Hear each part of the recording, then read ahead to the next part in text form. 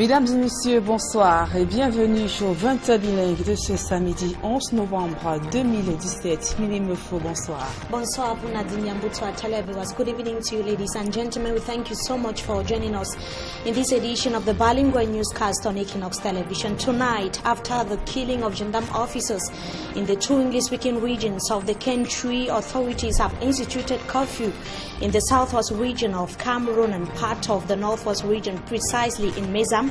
In this newscast, we are going to be revisiting the decision which to the government officials is to restore calm and order in the two Anglophone regions of Cameroon. Also ahead, the second Cameroon Investment Forum, which took place here in the country's economic capital, Douala, bringing together hundreds of local and foreign investors, has ended with an urge for the government to revise investment laws.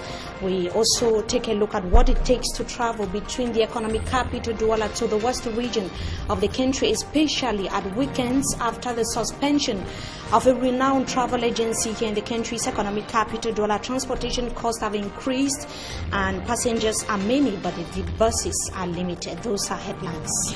À la une de ce journal, déjà 6 personnes interpellées après l'assassinat de plusieurs éléments des forces de sécurité dans les régions du nord-ouest et du sud-ouest Cameroun.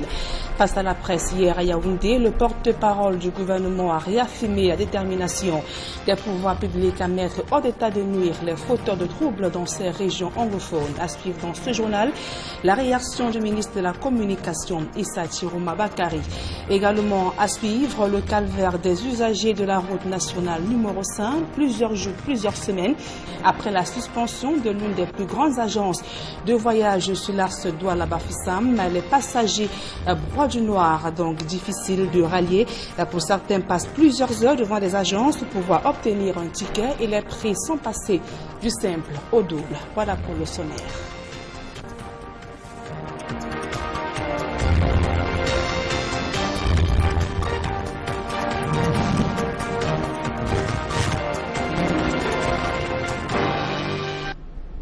Mesdames et messieurs, une fois encore, bonsoir et bienvenue à tous. Je vous le disais en titre, les assassinats de plusieurs éléments des forces de sécurité dans les régions du nord-ouest et du sud-ouest Cameroun n'ont pas laissé indifférent le gouvernement. Face à la presse hier à Yaoundé, le ministre de la Communication a fait le point donc sur ces événements survenus dans les régions du nord-ouest et du sud-ouest. Issa Chiroma Bakari fait savoir que 6 suspects ont déjà été interpellés, parmi lesquels celui qui a assassiné un des 4 membres de forces de sécurité cette semaine. Issa Chiroma Bakari en a profité pour dévoiler l'identité de quelques fauteurs de troubles qui ont sémé la panique dans la région du nord-ouest précisément et réitérer la volonté des pouvoirs publics à rétablir la paix dans ces zones anglophones.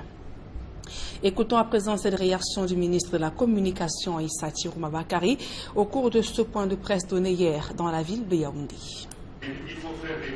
À l'heure où je vous parle, 4 membres des forces de défense et de sécurité en service commandé ont donc trouvé la mort, tombés sous les balles des terroristes se réclamant du mouvement sécessionniste connu sous le nom de Southern Cameroon Ambazonian Consortium United Front, en abrégé SCACOF.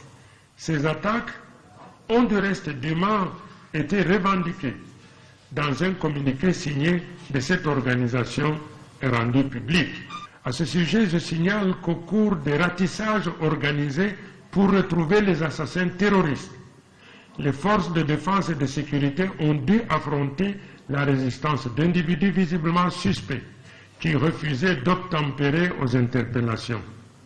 Il s'en est suivi des échauffourées qui se sont soldées par la mort de 2 terroristes et de 5 blessés parmi eux. À ce jour, les investigations menées par les forces de défense et de sécurité ont permis de mettre la main sur 6 dangereux suspects, porteurs au moment de leur interpellation de 12 munitions de 7,62 mm dans la localité de Missadje, département de Dongamantum, région du nord-ouest, au moment où ils s'apprêtaient à franchir la frontière en direction d'un pays voisin. Il s'agit des nommés Wiringo Flavian, Bonkike, âgé de 32 ans, Nzelaomolius Lunius Wirachi, alias Livi, 26 ans, Njo Zeka, Léonard Sului, alias Aliou Osam System, 26 ans, Wala Ernest, 21 ans, Ngoran Linius, alias Livi, 31 ans, Nzeyouf Raoul, alias Aguero, 23 ans. Au cours de leur exploitation à la Légion de gendarmerie du Nord-Ouest à Bamenda, les suspects dont je viens de donner le nom ont tous avoué être les auteurs de l'attaque du lycée technique de Djakiri le 6 novembre 2017. Ils ont par ailleurs précisé que c'est le nommé Nzela Moniuli Livinus Wirchas alias Livi qui a assassiné le gendarme Jonlai Bienvenu. Au niveau... Et notons que le couvre-feu est désormais instauré, de nouveau instauré plutôt dans la région du sud-ouest Cameroun. Le gouverneur de la dite région, Bernard Okalabilai, interdit toute activité commerciale ainsi que de moto-taxi entre 19h et 6h, tout comme les activités de chasse ayant recours aux armes à feu. Et les heures réglementaires d'ouverture et de fermeture des débits de boissons sont strictement mises en application. Le gouverneur de la région du Sud-Ouest, dans un communiqué, justifie le choix de ces mesures par les impératifs de protection des personnes et des biens. Notons que cette mesure du gouverneur de la région du Sud-Est, Bernard Okalabilai, est entrée en vigueur depuis hier, vendredi. Dans le reste de l'actualité, le relèvement du niveau de développement dans les régions moins dotées et sous influence de Boko Haram, ainsi que la nouvelle approche dans le soutien financier au Cameroun. Voilà ce qui constitue les nouvelles axes de la coopération entre le Cameroun et l'Union européenne. Qu'est-ce qui va exactement changer et quels peuvent en être les résultats? Éléments de réponse dans ce reportage que signe Emmanuel Diop et Guizogo. Le Cameroun et l'Union européenne viennent de mettre en route deux projets dans le cadre de leur coopération. D'abord, celui portant sur le processus de relèvement et de consolidation de la paix au Cameroun. Cette importante réunion, c'est que le gouvernement et les partenaires ont validé la stratégie de relèvement et de consolidation de la paix qui concerne les problèmes conjoncturels et surtout structurels qui ont un peu marginalisé les régions de l'extrême nord, du nord, de l'Adamawa et de l'Est. Côté Cameroun, le diagnostic du mal est clair. Nous vivons une situation difficile. La guerre contre Boko Haram, les problèmes de sécurité dans l'est du pays, mais il faut reconnaître qu'avant ces événements, c'était déjà des régions qui étaient frappées par le sous-développement, frappées par la pauvreté, plus que les autres. Et la volonté est de faire en sorte que ces causes qui pourraient également expliquer les actions de terrorisme par ailleurs, que ces causes-là disparaissent. Aussi, à la longue, au-delà de la réponse militaire, il est question d'aller plus loin.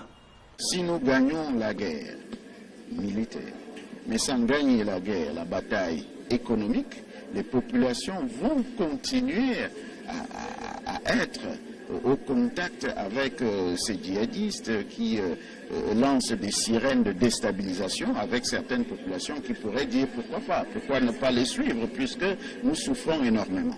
À ce sujet, une stratégie est apprêtée. Dans notre stratégie, tout devrait s'arrêter en fin décembre, début janvier, pour que, avec le lancement du nouveau budget, avec le début de l'année, que la mise en application de la stratégie commence effectivement. Concrètement, 5 volets sont ciblés, lesquels couvrent les déplacements à la jeunesse, en passant par la gouvernance, l'intégration économique et l'accès à la terre. Sur un tout autre plan, le Cameroun et l'Union européenne ont inauguré un nouveau programme de financement. C'est une convention de financement de type appui budgétaire Donc c'est des transferts qui seront faits directement au Trésor du Cameroun pour faciliter, pour accompagner des réformes, notamment dans le secteur rural. Les modalités et les secteurs concernés sont définis. Cette nouvelle approche qu'on inaugure aujourd'hui, qui est l'approche budgétaire, ça veut dire qu'une partie des allocations est mise dans le budget public de l'État pour financer des actions qui ont été décidées par le gouvernement du Cameroun. Et en l'occurrence, pour l'appui budgétaire sectoriel numéro 1, qui va de 2017 à 2019, c'est essentiellement le secteur rural, dans le développement du secteur rural, et la gouvernance, c'est-à-dire les finances publiques. Cet appui de l'Union européenne au Cameroun est de 163 milliards de francs CFA non remboursables. Il reste maintenant à scruter les résultats qui vont en sortir. Si vous devez partir de Douala pour la région de l'Ouest Cameroun, précisément Bafoussam, il vous faudra beaucoup de patience car trouver un bus pour s'y rendre est devenu extrêmement difficile depuis plusieurs semaines. Les passagers doivent patienter des heures dans les agences de voyage, voire des jours après, pour pouvoir obtenir un ticket dans l'espoir de trouver un bus. Et les prix sont passés du simple au double. Le reportage de Claude Eukwa, Albertine Bidjaga. Quartier Brazzaville, dans l'arrondissement de Douala 3e. Il est plus de 21 h et des dizaines de voyageurs en partance pour la région de l'Ouest attendent désespérément de rentrer dans un bus. Certains ont acheté des tickets il y a plusieurs heures. Il y a beaucoup de passagers, il manque de voyageurs et les bus ne sont pas encore là. J'ai payé mon ticket depuis 16 heures. Ils nous disent de patienter, les voitures sont en route. J'ai payé le ticket depuis hier, parce que hier, quand je suis même arrivé, mon ticket n'avait plus assez de place et j'étais obligé de m'allier pour que je paye le billet pour aujourd'hui. Absence de voiture, mais également spéculation. Pour partir désormais de la ville de Douala pour Bafoussam ou Baganté, il faut débourser un peu plus que d'habitude. Le prix augmente à fur et à mesure. Vous payez le billet à combien? Je paye bien à 5 000 francs. Autre lieu, même scénario. Rond-point Dakar à Douala. Ici, les plaintes sont les mêmes. Les voyageurs venus emprunter des bus sont priés d'attendre pour la plupart. Et comme au quartier Brazzaville, les tarifs sont revus à la hausse. C'est le tarif qui est cher. Aujourd'hui, ils ont haussé un peu le tarif. Trop de passagers, manque de voitures. La situation exaspère certains passagers. Et les peu de transporteurs qui sont là, on les met les bâtons dans les roues à une période forte comme celle-ci où il y a beaucoup de finales de l'est à l'ouest. La preuve en est que vous-même regardez, il n'y a pas de véhicule. On souffre depuis que je m'avais fermé. Les choses pourraient empirer dans les prochains jours avec les fêtes de fin d'année qui pointent à l'horizon. La demande sera alors plus importante. Accélérer le processus d'amélioration du cadre des affaires avec un accent particulier sur le nouveau directeur d'industrialisation, tel est l'essentiel des recommandations formulées à l'issue de la 2e édition du Cameroun Investment Forum. Les travaux se sont achevés hier à Douala. Le reportage François Dikoumé, Donald Anouzoa. Les recommandations formulées à l'issue de la 2e édition du Cameroun Investment Forum convergent pour la plupart vers l'amélioration du cadre des affaires au Cameroun avec un accent particulier sur le nouveau plan directeur d'industrialisation. Il y a eu des recommandations fortes. Par exemple, l'idée de revoir un peu la loi sur les investissements et en fin de compte essayer d'ajouter autant que faire se peut d'autres incitations dans ces lois en incluant d'autres secteurs qui ne sont pas encore pris en compte pour permettre à un plus grand nombre des investisseurs camerounais de pouvoir en bénéficier. Si l'élaboration d'un cadre incitatif aux investissements privés qui accorde des exonérations fiscalo-douanières aux entreprises, aussi bien pendant la phase d'installation que de production, tend à être une réalité, le pays doit à présent se déployer pour convaincre les porteurs de projets étrangers à venir investir au Cameroun. La promotion des investissements est un travail transversal. Ça ne peut pas dépendre que de l'API. Le fait de vouloir de recommander que l'API ait quand même de démembrement à l'extérieur du pays pour permettre à cette agence de pouvoir mieux se déployer, mieux canaliser ses actions à l'étranger afin d'attirer le plus grand nombre des investisseurs directs étrangers vers le Cameroun. Pour mémoire, 300 entreprises camerounaises et étrangères ont pris part à la deuxième édition du Cameroun Investment Forum avec à la clé 180 rencontres B2B entre les différents participants. Le chapitre santé de ce journal à présent, près de 20% de mortalité infantile sont causées par la pneumonie. Les chiffres sont alarmants. Le ministère de la Santé publique tire la sonnette d'alarme. Une campagne de sensibilisation en prélude à la journée de lutte contre la pneumonie a été lancée à Yaoundé. Élisée Borba à Cyril. Quelques jours avant la célébration de la journée de lutte contre la pneumonie, le ministère de la Santé publique tire la sonnette d'alarme. La pneumonie est une maladie grave et mortelle, mais que l'on peut éviter grâce à un suivi médical approprié. C'est une maladie assez fréquente chez nous et qui touche principalement les enfants de moins de 5 ans et les personnes âgées de plus de 65 ans. Et en termes de chiffres, il faut dire que la pneumonie est responsable de 15 à 20% des décès chez les enfants et c'est la première cause de mortalité infantile chez nous. Donc c'est une affection très importante sur laquelle il faut se pencher, il faut sensibiliser les populations pour que les parents consultent rapidement dans nos hôpitaux dès l'apparition des premiers symptômes. Pour mener à bien la lutte contre la pneumonie, le ministère de la Santé publique s'est trouvé un allié de poids. L'association Ange Hélène, qui annonce son implantation au Cameroun, apportera sa touche dans le domaine de la sensibilisation.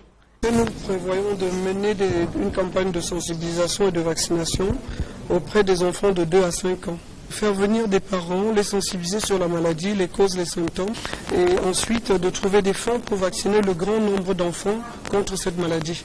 Les nouveau-nés, les enfants, les femmes enceintes et les personnes âgées présentent davantage de risques de développer une pneumonie, maladie qui se manifeste par une toux, une douleur thoracique, une gêne respiratoire, une température pouvant aller jusqu'à 41 degrés Celsius, entre autres.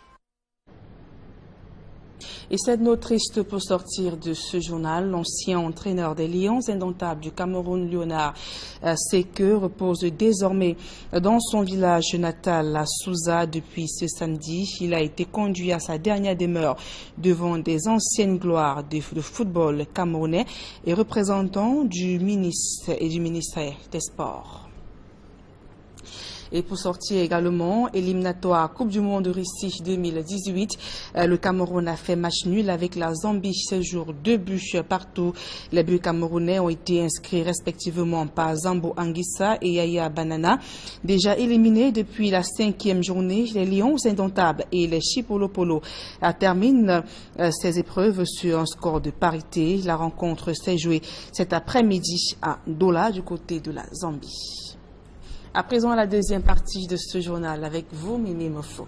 Thank you, Nadine Yambuto. Our televiewers will welcome you to join us in this second segment of the news. We begin right with this question. What is the situation in some travel agencies here in the country's economic capital, Douala, after General Voyage was slammed a 3-month suspension? Passengers who have been crowding other agencies say that buses are limited, but transportation costs have increased as a result. Let us now take a look at the situation in some agencies here in the economic capital, Douala, by night in the following report. The picture of travel agencies at Brazzaville, Douala Free Municipality by night. Dozens of passengers who paid for their travel tickets several hours before nightfall are queued up, waiting for buses to travel from Douala to Bafoussam. Il y a beaucoup de passagers, il manque et les bus ne sont pas encore là. Depuis 14 heures. Others are still to have a seat in one of the agencies, while some are almost giving up with their traveling plans due to limited buses.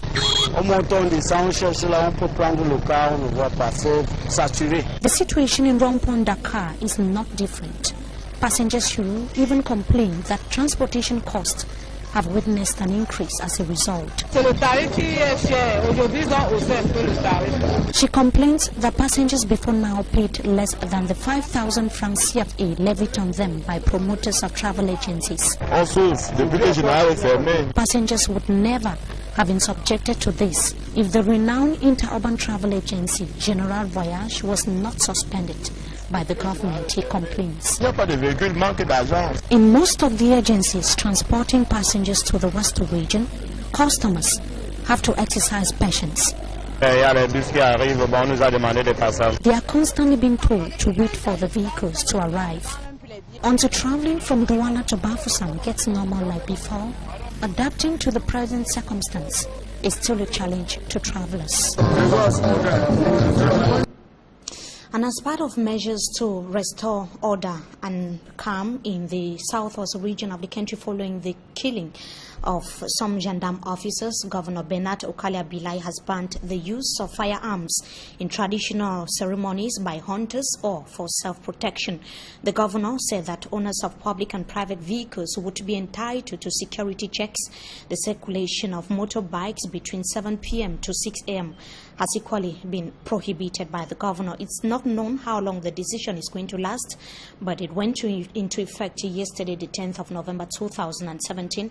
It came barely a few hours after the senior divisional officer for Mezam in the Northwest region instituted a 2-week curfew in his area of command. Movements of persons and vehicles has equally been prohibited as from 10 p.m. to the early hours of the morning, that is in Mezam of the Northwest region. We now talk about the press conference that was chaired by the Communication Minister Issa Shirma Bakari in the nation's capital, Yaoundé, yesterday. The government spokesperson that has said that 6 dangerous suspects who masterminded the killing of a gendarme in Jakiri and attacked the government technical school in that part of the Bui division have been apprehended. Issa Shirma Bakari said that the suspects in possession of arms were about crossing the border to neighboring country when they were picked up in Dongamantung division of the Northwest region of Cameroon. The minister added that the 6 individuals aged between 21 and 35 admitted being members of secessionist movement. Issa Shirma Bakari said that the government would do all it can to lay hands on all those behind the killings of the 4 gendarme officers in the Northwest region of the country. It should be noted that another gendarme was killed in Mamfe and a military man in Ekok. That was an incident which occurred on Thursday this week. Here in the country's economic capital, Douala, we told you during this week how thunder struck yesterday during the heavy downpour that hit the city of Douala, and it plunged GHS Bepanda into chaos. More than 20 students who went unconscious were rushed to the emergency unit of the Presbyterian Health Center in Bepanda. Doctors at the hospital have discharged the students that was today after monitoring them within 24 hours. They equally revealed that more than 10 of the students are suffering from asthma. We can see the situation that was in the hospital yesterday. Still here in the country's economic capital, Douala, investors are calling on the government of Cameroon to revise investment laws as we announced in the headlines in view of facilitating investments for the growth of the country's economy. It was one of the major resolutions at the just ended 2nd Cameroon Business Forum that took place in the country's economic capital. Babla Jonathan has the details. The 2nd edition of the Cameroon Investment Forum puts on the financing market tens of projects attracting the attention of financial institutions and opened the way for more than 100 B2B agreements geared towards enhancing direct foreign investment. We presented nothing less than 23 projects to bankers, and we were really happy to see how the bankers were beckoning on the project presenters to meet them immediately for further discussions. Within B2B meetings, more than 120 arrangements were made. There was even one company from South Africa which signed 5 different MOUs with Cameroonian companies, you know, for representations, for investments and all of this. Recommendations from the forum cut across different aspects of investment with the aim of stepping up the latter to boost Cameroon's drive towards industrialization. Recommendations coming from the roundtables that we had were very pertinent. Some of them which, you know, encourage the IPA to open international offices so as to follow up with his work on investment promotion in a more professional way. Some of them which ask for a review of the law on investments to accord more incentives to investors and to make investments more easy for investors to be capable of accessing not only financing but accessing land and other issues which are important to investments. And talking about investment, we're talking about creating jobs, we're talking about empowering local people, we're talking about converting primary resources before they're exported. You know, we're talking about education, we're talking about real estate. So we need big companies, small companies, IT companies, agro-processing companies, metal, petrol. They should all be here, because basically we have a situation where Cameroon has all these wonderful attributes. They need to be harnessed. Experts say a vibrant private sector is an indispensable component of the development drive. We need more foreign direct investments into the country, and the government cannot do all. We need a bigger private sector. With a bigger private sector, the employment levels we have here within the youth is going to reduce dramatically. As of now, the flow of direct foreign investment into Cameroon, considered low compared to the potential of its economy, declined from 407,550 million francs CFA in 2015 to 83,200 million francs CFA in 2016. We now take you to the Adamawa region of the country, where farmers in Vina division have cited absence of financial assistance and farm-to-market routes as their major challenges. They presented these problems amongst many others during an open door day organized by the Delegate for Agriculture. According to our reporter who was on the ground, we can see how the various farmers that have been able to distinguish themselves were awarded prizes. We surely shall be coming back to that in our subsequent newscast. Now, in sports, in the presence of football legends, fans and sympathizers, a one-time iconic coach of the Indomitable Lions of Cameroon, Leonard Sekou, was this Saturday laid to rest. Leonard Sekou was buried in Suza, Mongo division of the littoral region of Cameroon today. Football officials described the late coach as an example worth emulating to young footballers aspiring to make a name in the sector. Leonard Sekou is the only Cameroonian coach who qualified the Indomitable Lions of Cameroon, the World Cup that was in 1994. And talking about World Cup, we remain in sports, though booted out in the 2018 World Cup bid for Russia.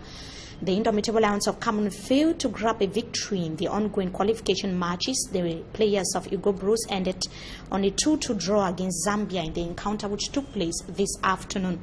Most of the matches played so far by the 2017 AFCON champions ended in a draw. Cameroon and Zambia had failed to make it to the World Cup come 2018, and we have other teams that have qualified. Morocco, after beating Ivory Coast 2-0 this evening, has qualified for the 2018 World Cup bid for Russia. Senegal has equally qualified after defeating South Africa 2-0. They're bringing us to the end of this edition of the Bilingual Newscast on Equinox Television. Viewers, so thank you so much for joining us. Wishing you a blessed stay in the company of our programs. Until we meet again, goodbye. Nadine Yambou, bonsoir. Bonsoir, Mimi Mefo. Mesdames et messieurs, c'est la fin de ce journal. Merci pour votre aimable attention et bonne suite des programmes sur Equinox Télévision.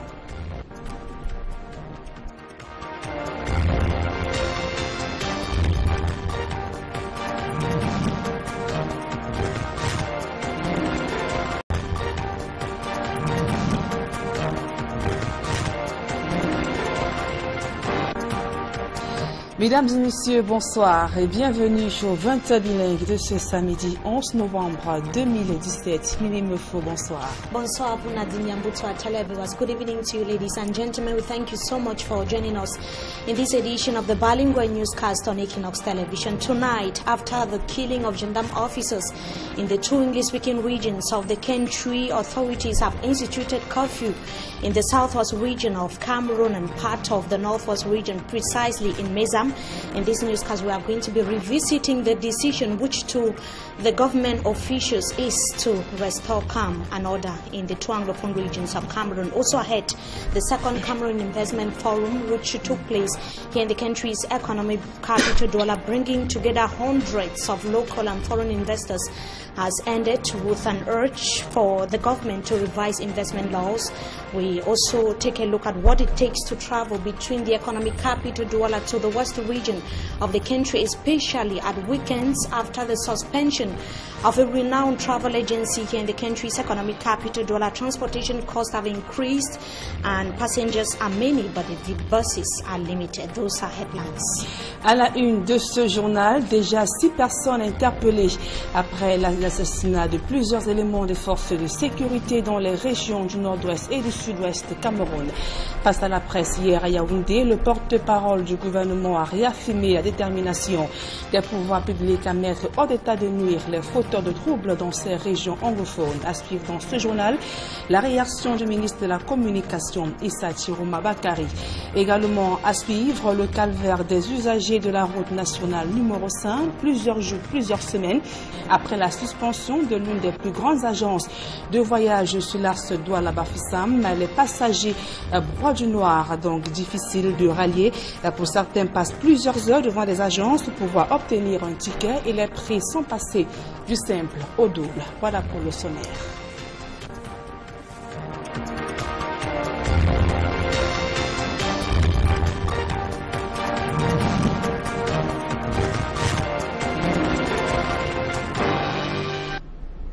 Mesdames et messieurs, une fois encore, bonsoir et bienvenue à tous. Je vous le disais en titre, les assassinats de plusieurs éléments des forces de sécurité dans les régions du nord-ouest et du sud-ouest Cameroun n'ont pas laissé indifférent le gouvernement. Face à la presse hier à Yaoundé, le ministre de la Communication a fait le point donc sur ces événements survenus dans les régions du nord-ouest et du sud-ouest. Issa Chiroma Bakari fait savoir que 6 suspects ont déjà été interpellés, parmi lesquels celui qui a assassiné un des 4 membres de forces de sécurité cette semaine. Issa Chiroma Bakari en a profité pour dévoiler l'identité de quelques fauteurs de troubles qui ont sémé la panique dans la région du nord-ouest précisément et réitéré la volonté des pouvoirs publics à rétablir la paix dans ces zones anglophones.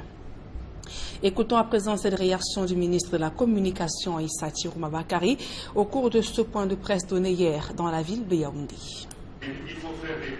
À l'heure où je vous parle, 4 membres des forces de défense et de sécurité en service commandé ont donc trouvé la mort. Tombés sous les balles des terroristes. Pour s'y rendre est devenu extrêmement difficile depuis plusieurs semaines. Les passagers doivent patienter des heures dans les agences de voyage, voire des jours après, pour pouvoir obtenir un ticket dans l'espoir de trouver un bus. Et les prix sont passés du simple au double. Le reportage de Claude Eukwa, Albertine Bidjaga. Quartier Brazzaville, dans l'arrondissement de Douala 3e. Il est plus de 21 heures. Et des dizaines de voyageurs en partance pour la région de l'Ouest attendent désespérément de rentrer dans un bus. Certains ont acheté des tickets il y a plusieurs heures. Il y a beaucoup de passagers, il manque de voyageurs et les bus ne sont pas encore là. J'ai payé mon ticket depuis 16 heures. Ils nous disent de patienter, les voitures sont en route. Oui, j'ai payé le ticket depuis hier parce que hier, quand je suis même arrivé, mon ticket n'avait plus assez de place et j'étais obligé de m'allier pour que je paye le billet pour aujourd'hui. Absence de voiture, mais également spéculation. Pour partir désormais de la ville de Douala pour Bafoussam ou Baganté, il faut débourser un peu plus que d'habitude. Les prix augmentent assez à mesure. Vous payez le billet à combien? Je paye le billet à 5 000 francs. Autre lieu, même scénario. Rond-point Dakar à Douala. Ici, les plaintes sont les mêmes. Les voyageurs venus emprunter des bus sont priés d'attendre pour la plupart. Et comme au quartier Brazzaville, les tarifs sont revus à la hausse. C'est le tarif qui est cher. Aujourd'hui, ils ont haussé un peu le tarif. Trop de passagers, manque de voitures. La situation exaspère certains passagers. Et les peu de transporteurs qui sont là, on les met les bâtons dans les roues à une période forte comme celle-ci où il y a beaucoup de finales de deuil à l'ouest. La preuve en est que vous-même regardez, il n'y a pas de véhicule. On souffre depuis que le général est fermé. Les choses pourraient empirer dans les prochains jours avec les fêtes de fin d'année qui pointent à l'horizon. La demande sera alors plus importante. Accélérer le processus d'amélioration du cadre des affaires avec un accent particulier sur le nouveau directeur d'industrialisation, tel est l'essentiel des recommandations formulées à l'issue de la deuxième édition du Cameroun Investment Forum. Les travaux se sont achevés hier à Douala. Le reportage François Dikoumé, Donald Anouzoa. Les recommandations formulées à l'issue de la deuxième édition du Cameroun Investment Forum convergent pour la plupart vers l'amélioration du cadre des affaires au Cameroun avec un accent particulier sur le nouveau plan directeur d'industrialisation. Il y a eu des recommandations fortes. Par exemple, l'idée de revoir un peu la loi sur les investissements et en fin de compte essayer d'ajouter autant que faire se peut, d'autres incitations dans ces lois en incluant d'autres secteurs qui ne sont pas encore pris en compte pour permettre à un plus grand nombre des investisseurs camerounais de pouvoir en bénéficier. Si l'élaboration d'un cadre incitatif aux investissements privés qui accorde des exonérations fiscalo-douanières aux entreprises, aussi bien pendant la phase d'installation que de production, tend à être une réalité, le pays doit à présent se déployer pour convaincre les porteurs de projets étrangers à venir investir au Cameroun. La promotion des investissements est un travail transversal. Se réclamant du mouvement sécessionniste connu sous le nom de Southern Cameroon Ambazonian Consortium United Front, en abrégé SCACOF. Ces attaques ont du reste dûment été revendiquées dans un communiqué signé de cette organisation et rendu public. À ce sujet, je signale qu'au cours des ratissages organisés pour retrouver les assassins terroristes, les forces de défense et de sécurité ont dû affronter la résistance d'individus visiblement suspects qui refusaient d'obtempérer aux interpellations. Il s'en est suivi des échauffourées qui se sont soldées par la mort de 2 terroristes et de 5 blessés parmi eux. À ce jour, les investigations menées par les forces de défense et de sécurité ont permis de mettre la main sur 6 dangereux suspects, porteurs, au moment de leur interpellation, de 12 munitions de 7,62 mm dans la localité de Missadje, département de Dongamantum, région du Nord-Ouest, au moment où ils s'apprêtaient à franchir la frontière en direction d'un pays voisin. Il s'agit des nommés Wiringo Flavian, Bonkike, âgé de 32 ans, Nzelaomolius Lunius, Wirachi, alias Libi, 26 ans, Njo Zeka, Léonard Sului, alias Aliou Osam System, 26 ans, Wala Ernest, 21 ans, Ngoran Linius, alias Libi, 31 ans, Nzeyouf Raoul, alias Aguero, 23 ans. Au cours de leur exploitation à la Légion de gendarmerie du Nord-Ouest à Bamenda, les suspects dont je viens de donner le nom ont tous avoué être les auteurs de l'attaque du lycée technique de Djakiri le 6 novembre 2017.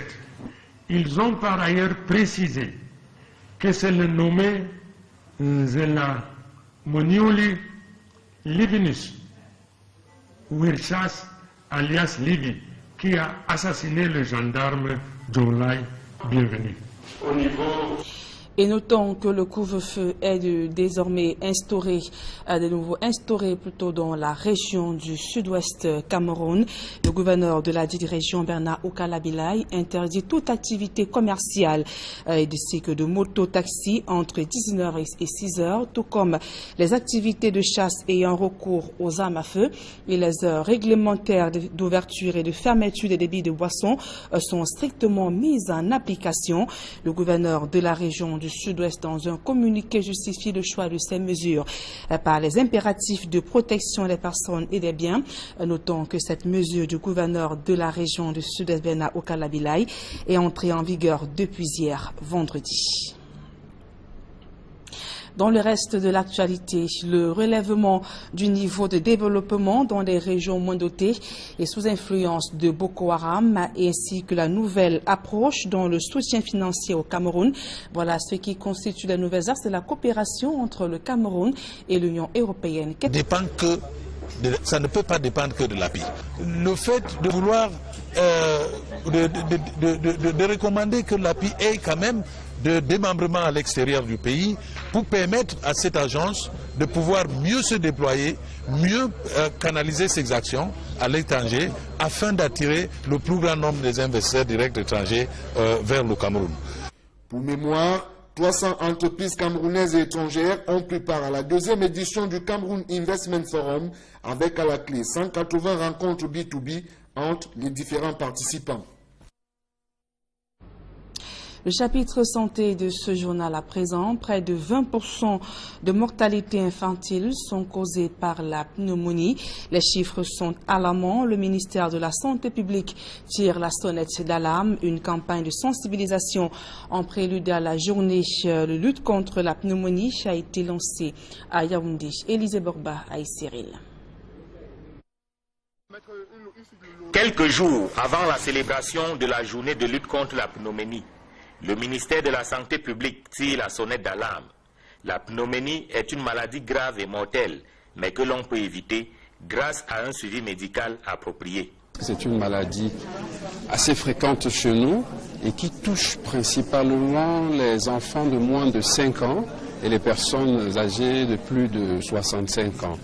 Et en termes de chiffres, il faut dire que la pneumonie est responsable de 15 à 20% des décès chez les enfants et c'est la première cause de mortalité infantile chez nous. Donc c'est une affection très importante sur laquelle il faut se pencher, il faut sensibiliser les populations pour que les parents consultent rapidement dans nos hôpitaux dès l'apparition des premiers symptômes. Pour mener à bien la lutte contre la pneumonie, le ministère de la Santé publique s'est trouvé un allié de poids. L'association Ange Hélène, qui annonce son implantation au Cameroun, apportera sa touche dans le domaine de la sensibilisation. Nous prévoyons de mener une campagne de sensibilisation et de vaccination auprès des enfants de 2 à 5 ans. Faire venir des parents, les sensibiliser sur la maladie, les causes, les symptômes, et ensuite de trouver des fonds pour vacciner le grand nombre d'enfants contre cette maladie. Les nouveau-nés, les enfants, les femmes enceintes et les personnes âgées présentent davantage de risques de développer une pneumonie, maladie qui se manifeste par une toux, une douleur thoracique, une gêne respiratoire, une température pouvant aller jusqu'à 41 degrés Celsius, entre autres.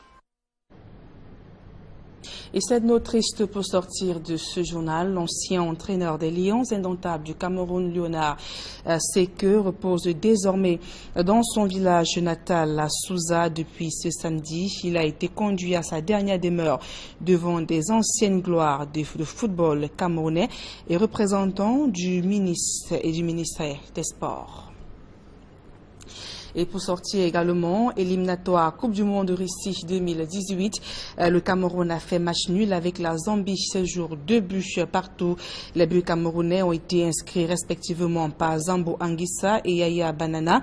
Déjà éliminés depuis la 5e journée, les Lions indomptables et les Chipolopolo terminent ces épreuves sur un score de parité. La rencontre, c'est ce qui va exactement changer et quels peuvent en être les résultats. Éléments de réponse dans ce reportage que signe Emmanuel Diop et Guizogo. Le Cameroun et l'Union européenne viennent de mettre en route 2 projets dans le cadre de leur coopération. D'abord, celui portant sur le processus de relèvement et de consolidation de la paix au Cameroun. Cette importante réunion, c'est que le gouvernement et les partenaires ont validé la stratégie de relèvement et de consolidation de la paix qui concerne les problèmes conjoncturels et surtout structurels qui ont un peu marginalisé les régions de l'extrême nord, du nord, de l'Adamawa et de l'Est. Côté Cameroun, le diagnostic du mal est clair. Nous vivons une situation difficile. La guerre contre Boko Haram, les problèmes de sécurité dans l'est du pays, mais il faut reconnaître qu'avant ces événements, c'était déjà des régions qui étaient frappées par le sous-développement, frappées par la pauvreté, plus que les autres. Et la volonté est de faire en sorte que ces causes qui pourraient également expliquer les actions de terrorisme par ailleurs, que ces causes-là disparaissent. Aussi, à la longue, au-delà de la réponse militaire, il est question d'aller plus loin.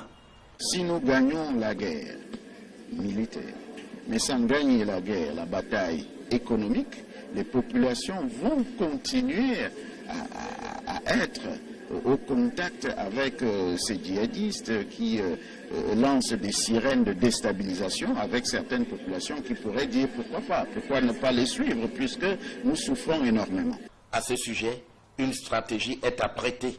Dans notre stratégie, tout devrait s'arrêter en fin décembre, début janvier, pour que, avec le lancement du nouveau budget, avec le début de l'année, que la mise en application de la stratégie commence effectivement.